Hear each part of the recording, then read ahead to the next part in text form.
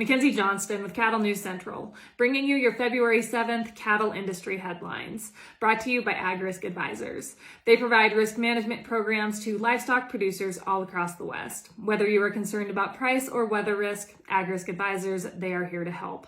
With current day market fluctuations, there is nothing more important than locking in a price floor on your cattle. So if you would like to learn more about an LRP, reach out to an advisor today. Also sponsored by Lemke Cattle. They are going to be hosting their annual bull sale this coming Friday, that is February 11th, at the ranch near Lawrence, Nebraska.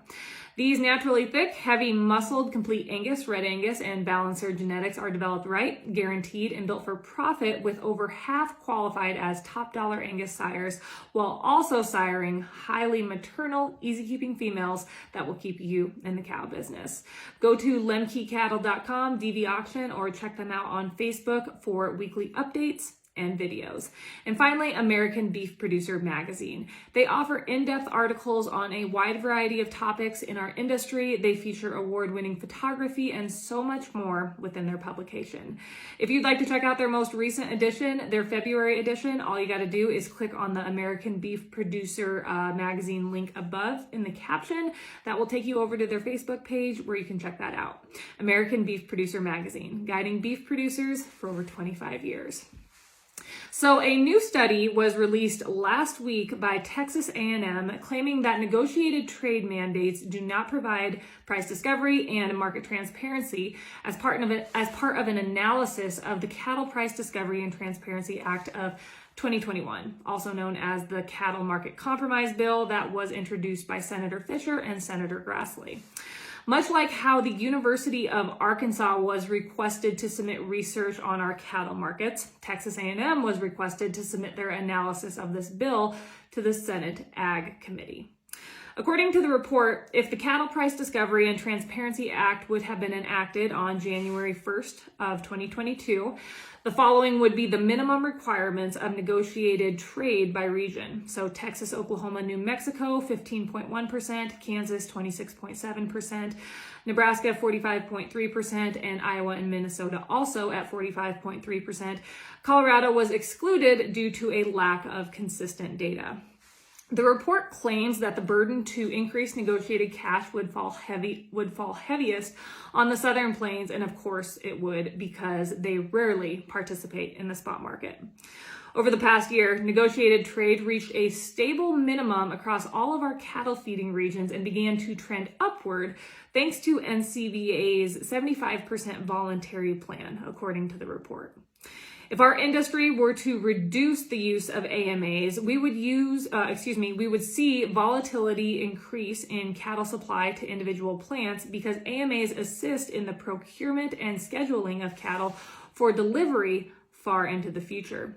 Reducing AMAs would increase costs for larger plants because they run on economies of scale and efficiency. Additionally, more negotiated cash sales would cause an unreliable supply of animals, or gaps in the supply chain. According to research done by ag economist Stephen Kuntz, a lot of his research was used for this report. Limiting the use of AMAs will raise costs by $35 a head. 10 of those dollars would come from the packers, the other 25 would come from cattle feeders. The analysis concludes by claiming research has shown that there is a value to AMAs in the form of lower costs, improved logistics, and reduced risk. Mandating higher levels of negotiated trade would result in higher transaction costs, and those higher transaction costs would cause lower cattle and calf prices and higher wholesale and retail beef prices. If our industry were to have negotiated trade mandates, they would provide additional price discovery and market transparency, but that does not mean that cattle prices would be higher. There is no evidence at this time that increasing price discovery would increase cattle prices. Montana Ag Network has reported that the 2021 drought was devastating, to say the least, to Montana cattle producers. It's estimated that Montana's cattle herd shrunk anywhere from 35 to 55% because of the drought that they have endured in the past year. According to Shaylee Stewart, host of Cattle Market News on social media, the biggest cash flow hit to your enterprise when you have to sell cows due to drought conditions is actually the year after the drought. The studies that Stewart has read and the research that she has done has shown that drought-reducing situations usually affect a producer's bottom line and their operation for 7 to 10 years following the drought. This is obviously because you have to sell cows because it's dry, and then once the drought passes by, you have to rebuy those females. We all remember what the market did in terms of bred females when we think back to the years following the drought of 2012. Absolutely just went sky high. At that time, we saw cows sell up to $3,000 or over. Just ridiculous prices. Stewart urges producers to keep as many females as possible if you can, somehow make it work with your hay and grass situation. The market is on the uptick, and it's best for producers to be able to play offense instead of defense. Meeting Place has reported that protests against a Canadian mandate for truckers to get vaccinated against the virus is causing a beef logjam at the Coutts, Alberta entry of the Canada-US border. The Canadian Meat Council has reported that there are over 150 loads of Canadian beef stuck at the border crossing. The protests are in response to a federal Canadian mandate that was imposed on January 15th that requires unvaccinated Canadian truckers returning from the United States to quarantine upon their return home. On Friday, 3 Canadian beef industry groups, Alberta Beef Producers, Alberta Cattle Feeders Association, and the Canadian Cattlemen's Association, called for a safe and timely resolution to the truckers' blockade because the prolonged disruption is putting the supply chain for both Canada and the United States at risk. Since beef isn't flowing into the United States from Canada as usual, a backlog has been created at processing facilities, feedlots, and farms and ranches up in Canada. Additionally, the blockade has halted feed from the United States to Canada at a time when it is badly needed in Western Canada. This update is also sponsored by Circle 5 Cow School. If you are wanting to start AIing or wanting to learn how to prep check your own cows, Circle 5 Cow School is the way to go. They host classes almost every week from from Texas to Tennessee. If you would like to check out their schedule, head on over to circle5cowschool.com. That is the number 5 in there, or you can go ahead and just give them a follow on Facebook. Reuters has reported that Tyson Foods is expected to post strong results for its beef business when they release their quarterly earnings today on Monday. The Biden administration has criticized not only Tyson, but the other major packers of their high meat prices and fat profits that they have been experiencing. Tyson responded to these allegations, claiming that meat prices increased because of market factors such as the pandemic and severe weather, and that the company raised its prices to combat inflation.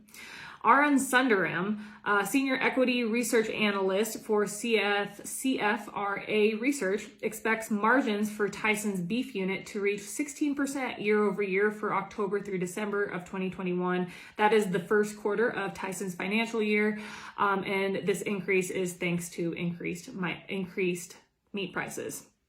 During the same quarter a year ago, margins were 13.2% when the beef unit reported quarterly sales of almost $4 billion. Analysts expect Tyson's quarterly revenue from all of its units, including beef, to come in at $12.177 billion, up 16% from last year. It's fair to say that they are doing pretty darn good. Finally, Drovers has reported that according to the USDA, our meatpacking industry has become incredibly consolidated while cattle producers continue to take a hit. What a revelation. 50 years ago, ranchers were receiving 60 cents of every dollar that consumers spent, but today they are only receiving 39 cents. Hog farmers are even worse off. 50 years ago, they were receiving anywhere from 40 to 60 cents of every dollar, and today they're only receiving 19 cents of every dollar. To remedy this situation and bring justice to potentially unfair and anti-competitive practices in our protein industries, the USDA and DOJ have come together to launch a new reporting tool that can be found at www.farmerfairness.gov.